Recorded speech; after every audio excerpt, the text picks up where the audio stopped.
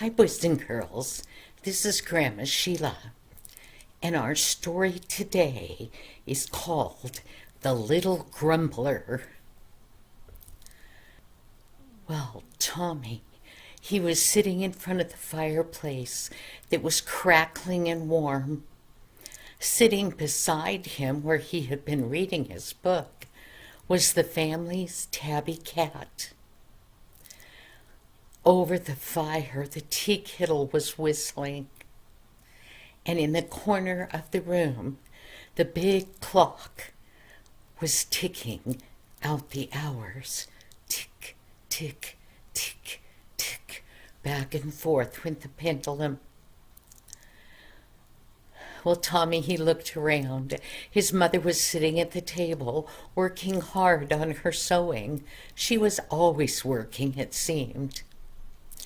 And Tommy sat there enjoying the warmth of the fire. He listened to what was going on outside. It had been snowing almost all day, and now the snow had stopped, but the rain and the sleet were coming down, and it was beating against the window, just like it was trying to come in. And Tommy kind of shivered, thinking about how cold it must be out there. Well, as he was sitting there thinking, he turned almost gruffly to his mother and said, "Mother, when are you going to buy me my new overcoat that you said you'd get me this winter? It's winter, you know." And Mother said, "I know it's winter, Tommy, but things haven't gone well this year. You know that.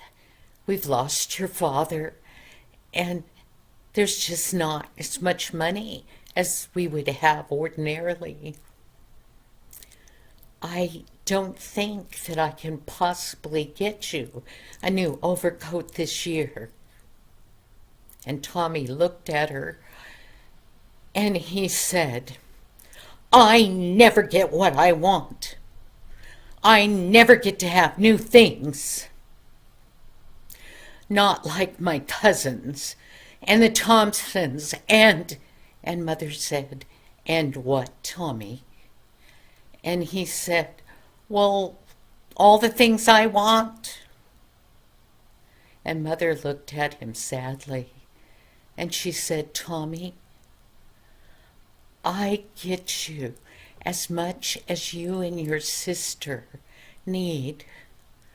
Yes, your clothes may not be fancy, but they're warm and they look nice. Besides, I'm going to take your old coat, Tommy, and I'm going to put brand new buttons on it, and I'm going to put new binding on it and lining in it. And when I get done, you won't know that it's not a new coat." Tommy, he got grumpier and grumpier. Mother turned to him, and she was sad. She said, "Tommy, it's time for you to go to bed now. Come kiss Mommy good night." And Tommy got up from in front of the fire, and he begrudgingly kissed his mother good night.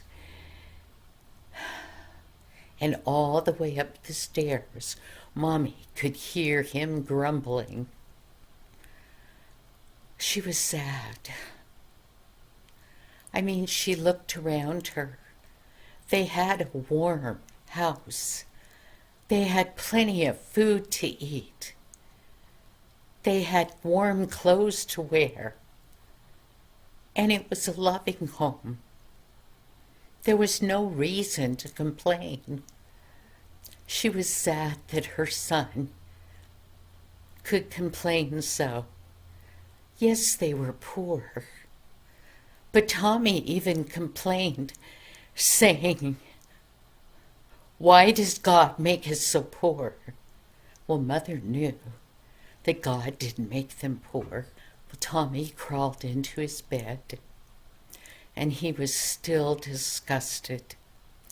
Then he listened to the rain outside and the sleet hitting the windows upstairs, and he kind of shivered there in his bed, although he was covered with nice warm blankets and quilts. He thought it must be awful outside. And one time Mother had told him all about the little street boys. Little boys who slept in the steps in the doorways of stores, who had nothing to protect them from the wind and the snow. And he thought how awful that would be. And Mother said oftentimes they didn't even have anything to eat. Well, he went to sleep for a little tiny bit. But then he woke up, and he was feeling kind of bad about how he had treated Mother. And he heard Mother locking the front door and coming up the stairs. And she went over beside Tommy's bed, and she bent over and kissed his cheek. Tommy's eyes were still closed, but he was awake. And then he looked up and he said, "Good night, Mother." And she tucked him in. She told him that she loved him, and she went off to her room and she shut the door. Tommy sat there for a little while in his bed, and he thought about those little boys outside in the cold and no food to eat, and he was restless. But pretty soon he did go to sleep. But right before he went to sleep, outside, he heard the policeman walking in front of their house. He lived in a big city, and this was many, many years ago. And the policemen did their rounds on foot up and down the streets to make sure nothing bad was happening to anybody. Well, Tommy heard him out there in the wind and the rain and the snow. And finally, as I said, Tommy went to sleep. Well, he slept quite a while when he heard the clock dinging out that it was 1 o'clock in the morning. He snuggled down in his bed. It was nice and warm. And he went right back to sleep. Well, who knows how long he had been asleep when, in his dream, he thought he heard his door open. And he looked, and there stood a big, tall policeman. And the policeman said, "Little Grumbler, get up now. Get dressed. You're going with me." And Tommy, he didn't want to get out of his warm bed. The man said, "I said get up." So Tommy got up and he said, "Put on your warm clothes." So Tommy, he pulled on his pants and his shirt and his jacket that was laying up there, and he got his socks on. And the policeman said, "Where's your boots?"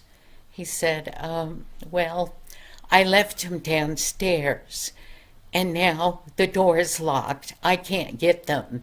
And Tommy thought he'd be able to go back to bed with that excuse.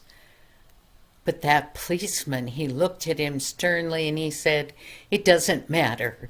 The little boys on this street, most of them don't even have any shoes, alone coats." And Tommy said, But if I have to go outside, I have to have my overcoat for over this coat, and I have to have on my cap and all my other warm things." And that police officer, he said, "You're fine. You got on a warm coat, a warm jacket. Those boys don't have anything like that. Come on."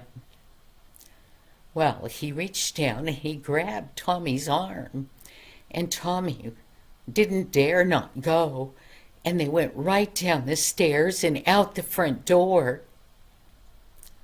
Well, now Tommy was outside, and that wind was blowing viciously all around him, and the sleet was falling, and the rain was beating on top of his uncovered head, and he just shook with cold. It was really cold out here. But that officer was just taking him on down the street. Well, when Tommy thought he could no longer take the cold, that police officer came to a stable. Now, that was where they kept horses overnight and things. And there was a yard, like in front of it, where they put wagons and stuff for the night. Well, ahead of them, there was actually sitting there a covered wagon. And the police officer, he lifted up his lantern and he shone it in the back of that wagon. And he said, "What are you guys doing in there?" And a little voice said, "Oh, sir, we're not making any trouble. We're just cold." Well, the officer, in a more gentle voice, said, "Bobby, is that you?" Bobby said, "Yeah, it's me and Billy. We got cold, and so we crawled in the wagon out of the wind." And the officer said, "It's okay. Just don't make any noise. Just stay there all night where it's a tiny bit warmer.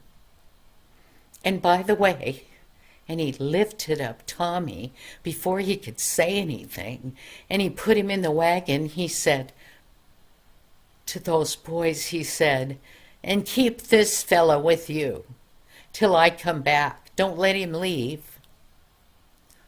Well, Tommy was glad to be under the shelter of the top of that covered wagon, and he was glad, since he was out in the dark and cold, to be with somebody else. Those two little boys, they looked like they were trying to sleep under a pile of rags. Tommy got real close to them, and the one boy said, "Are you cold?" Tommy said, "I'm awful cold." And the other boy said, "Are you hungry too?" Tommy said, "No, I'm not hungry. I had supper, but I'm awful cold." But he noticed that those boys had no coats. There were two little bare feet sticking out of the bottom of those rags. And the one boy said, "Wow, you're lucky." And then he said, "I did have a piece of bread and butter this morning.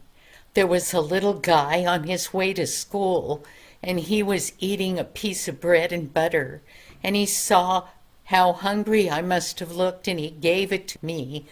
Wasn't that kind of him?"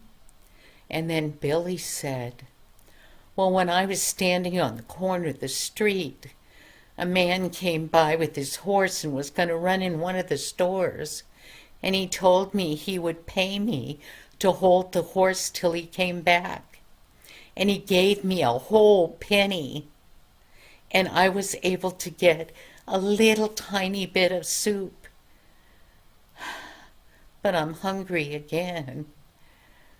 Oh well, we better get some sleep.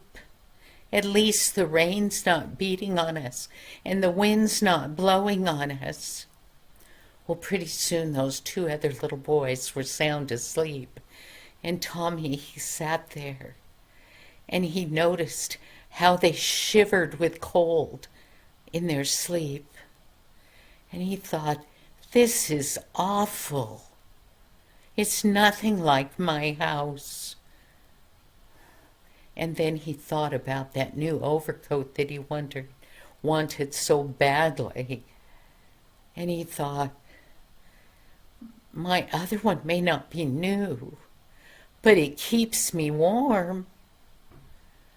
Oh, I wished I hadn't complained and grumbled so. Well then, Tommy, he rolled over